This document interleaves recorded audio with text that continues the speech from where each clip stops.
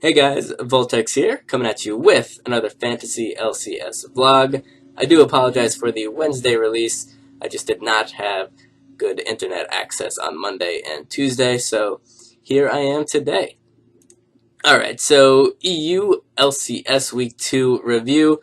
We start out with Giants beating Elements. So this was pretty great for the Giants. It shows that they definitely are going to be around to play this split. They aren't going to be that bottom feeder team. On the other hand, it shows that Elements probably is going to be a bottom feeder team. Again, 7th place or below. Doesn't seem like they've been able to fix their problems from last split. Really disappointing. And to the point where I think that you might want to start parting ways with Elements players. I'll get into details on that later, but Elements, super disappointing so far. Fnatic over Rocket, pretty standard win, not a surprise here, as well as H2K over Gambit. Origin over SK, also not surprising. Was a little surprising that Origin players put up like 30 points minimum each this game. It was just an absolute stomp, but it was just long. It was a drawn out game. It was like 40 minutes. Origin definitely could have closed out sooner, but they just didn't, and it produced a ton of fantasy points, which was great for everyone who owned Origin players. Unicorns of Love over Copenhagen Wolves. I think this is also pretty standard.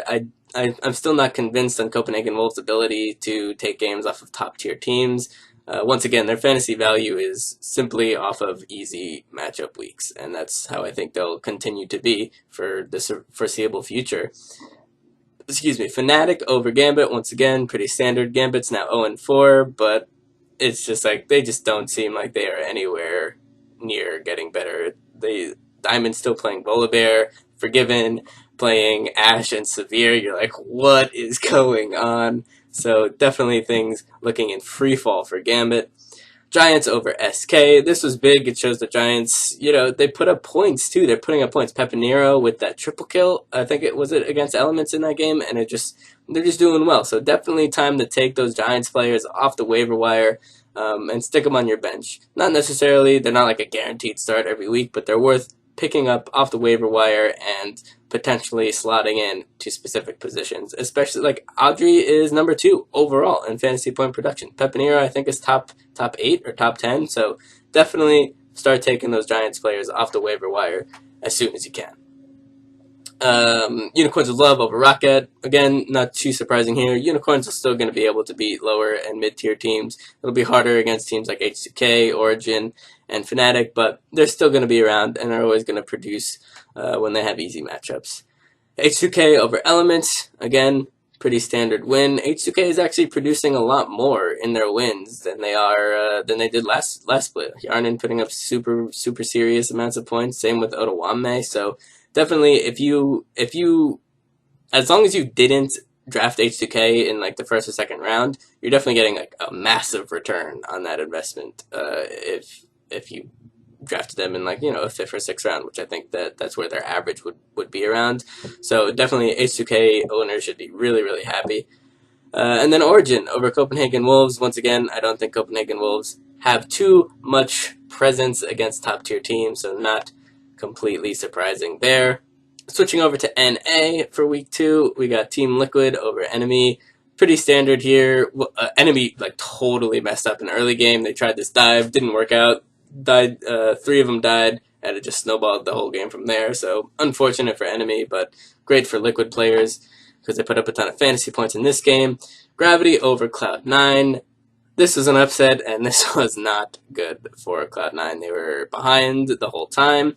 They didn't, the Cost was on Rise. Balls was on Rise, and they had the lane swap, and they were behind from the lane swap and just never got back into the game. So really unfortunate for Cloud9. It shows that they are nowhere near where they need to be a top tier team.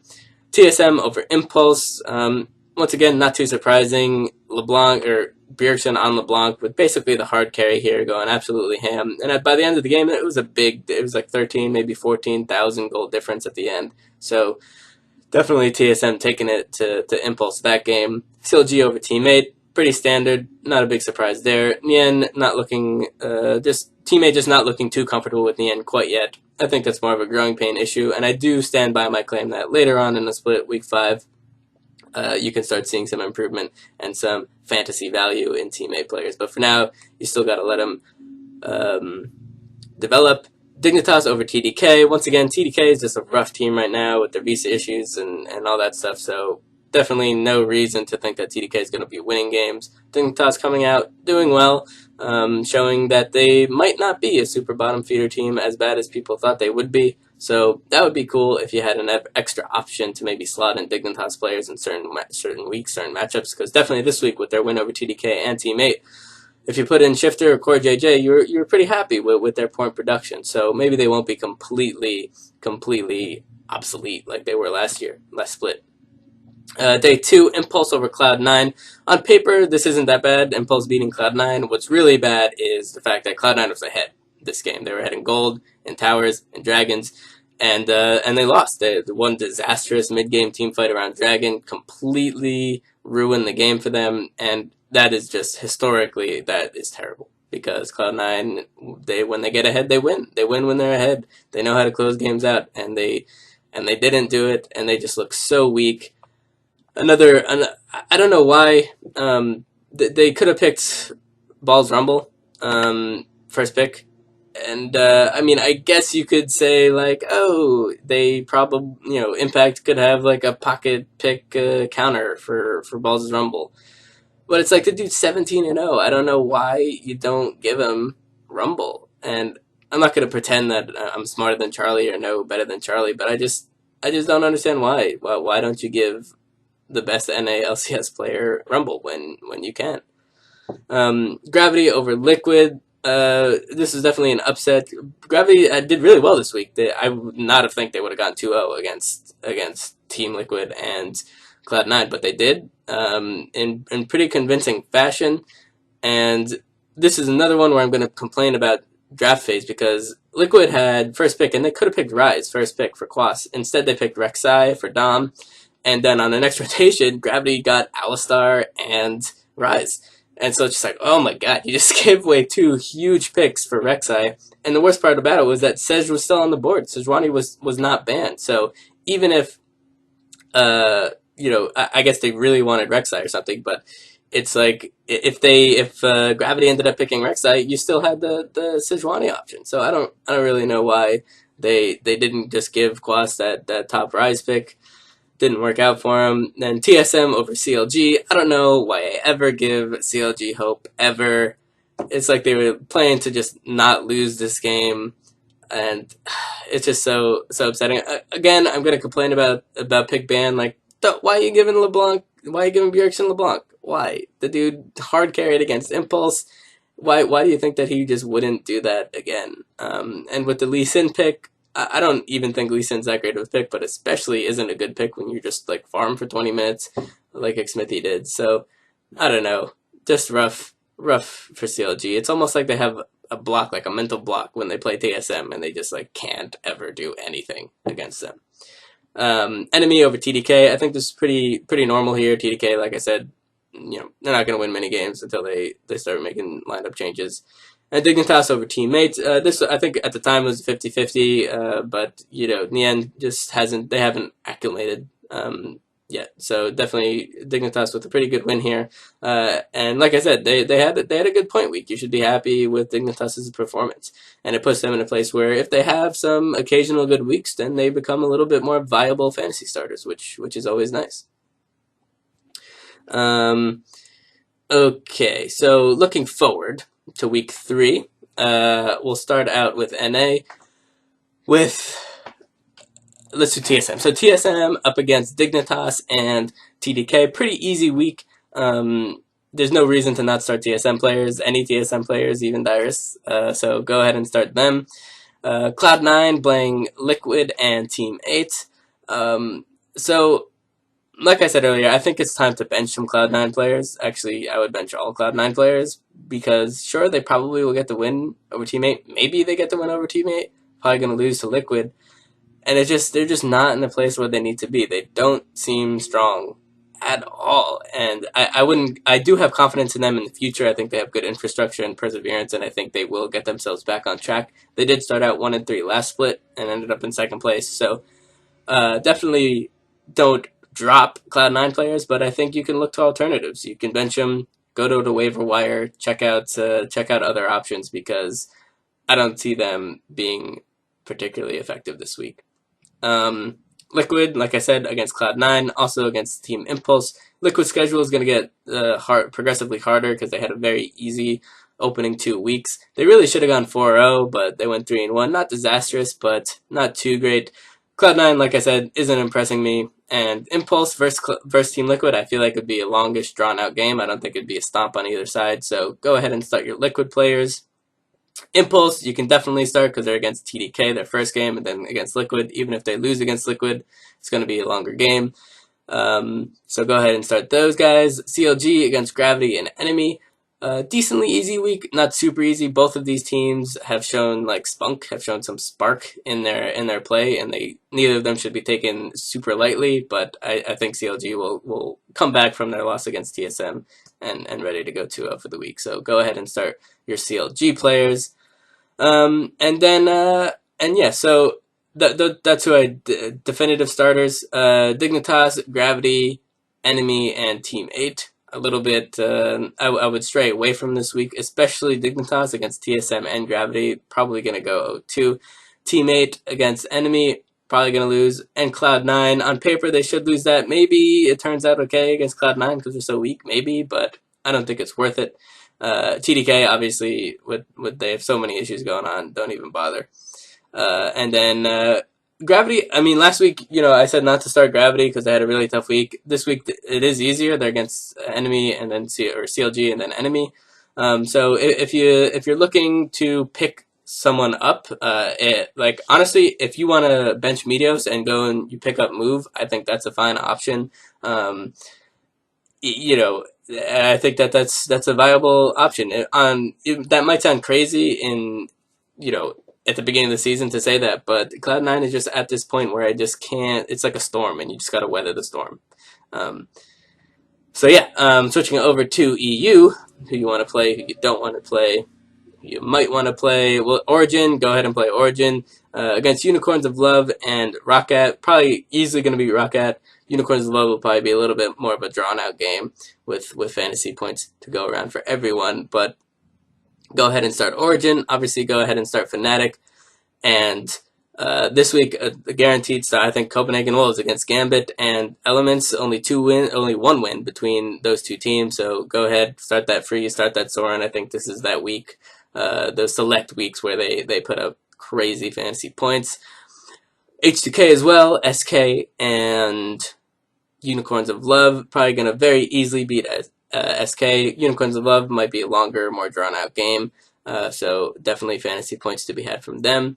Unicorns have a pretty tough week against H2K, like I said, and against Origin, like I said, so maybe a little bit more cautionary when starting these guys. Maybe if you need them, put them into your flex, but I wouldn't take too much stock into them for this week because they have a particularly difficult week. Gambit, Elements, SK are three teams that I would definitely stay away from for this week. There's just no reason why you think they do well. Gambit has the chance of doing okay in terms of their games might be long because they're against SK and Copenhagen Wolves, who also only have one win between them, so it could be easier for Given or for Betsy to get some fantasy points, but still really, really risky. And then with Roccat and Giants, Roccat this week, I don't think are that great of pickups. I think in future weeks you can get certain situational matchups. Like Jankos did really well this last week. I think I can't remember if it was against Fnatic or Unicorns of Love, but even though the team was losing, he had more than 10 assists. He had 1 or 0 deaths and a few kills, so he was doing well. So I definitely think that Roccat has some potentially viable matchup choices. And then, like I said, Giants, you got to take those Giants players off that waiver wire because they are way too valuable right now to be left out in the open. This week, they don't have the easiest week because they are facing Fnatic in day 2, and they definitely could get killed. But they're against Roccat in day 1, and they could definitely produce enough points in that win over Roccat that it justifies you starting them for the week. So Giants, a little bit cautionary, but I would give the blessing, give the green light on them. So little subsection here. We're going into week 3, right? Almost a third of this way into the season, and it's that time where you really have to understand the mistakes of your draft, the weaknesses of your draft. And everyone makes mistakes during their draft. They split. Anyone who draft Gambit players made a mistake. Anyone who draft Cloud9 players at this point made a mistake. And it's not necessarily drafters' fault when a team sorely underperforms, but it is the drafters' fault if you just stick with those early picks simply because they're early picks and you're afraid to look to alternative options. And that's why the waiver wire is there. You gotta utilize that waiver wire. For example, I picked Diamond in maybe 4th round, Diamond Procs, in my 4th round, and he's gone. I dropped him after week 2. He showed me nothing. He still seems like he's just playing Volibear, and no reason to pick him. So I dropped him, and you look for other strategies. You look for other ways, other avenues of victory, right? And the good thing about this year is there are some teams that are overperforming as well as underperforming. So it's not like a complete net loss of fantasy points, right? So to start off, teams that are underperforming. You got Gambit, SK, Elements, all very underperforming over on the EU side to the point where I think it's time to drop these guys. From all 3 of these teams, there's almost no reason to play these guys. Maybe you stick Gambit players around this week because they have the potential to maybe have a couple long drawn-out games, but overall, really not worth having. But you take a look at the waiver wire, and as long as you're, it's tougher, definitely tougher in an 8-man league because obviously there's 20 less players that are available for you on the waiver wire. So it's harder in those aspects. But you look on the waiver wire, and there's going to be Rockout players available, Giants players available, Enemy players available, Gravity players available. So there's going to be people that you can plug in and fill in holes that you have. It's just that you got to just deal with the fact you got to own up to the mistake and say, all right, I need to make these adjustments. And that's why the waiver wire is there, so that you can make these mid-season acquisitions and transactions and adaptations to give yourself and your team the best possible way to win, right? And then over in NA, you got Cloud9 is probably the biggest underperformer. But you have, like I said, Enemy and Gravity that are overperforming. So there's definitely room for changes that aren't going to be complete washes or complete net losses. So definitely, it's that point where you just gotta recognize bad drafts and make the adjustments to give yourself a better chance throughout the rest of the season. So checking out next week's matchup. For me personally, in the league that I talked to you guys about, once again, my team, I don't have any common players with my team. So once again, this week, it's just up to me trying to build a team that I think will produce the most amount of fantasy points. So I have Quas and Impact, like every week, as interchangeable for top lane. I'll probably have this debate weekly on who I want to start. So they're playing each other for first all, Impulse and Liquid. And I think that'll be a more long, drawn-out game. So I'm not too worried about not getting fantasy points from either of them in that game. But the second game, or the other game, is Liquid going up against Cloud9, right? And then Impulse going up against TDK. So obviously, much easier matchup for Impulse and TDK than Cloud9 on paper. But Cloud9 is just like, just not showing me anything. So I'm leaning towards Impact now. I might revert to Quas, but I'm probably not because I'm a little bit annoyed with Quas and Liquid in general for losing that game against Gravity. So yeah, my jungle is amazing. Solid, stalwart choice. I'm not going to be switching him up. AD carry and support is Reckless and Yellowstar. I won't be changing them up.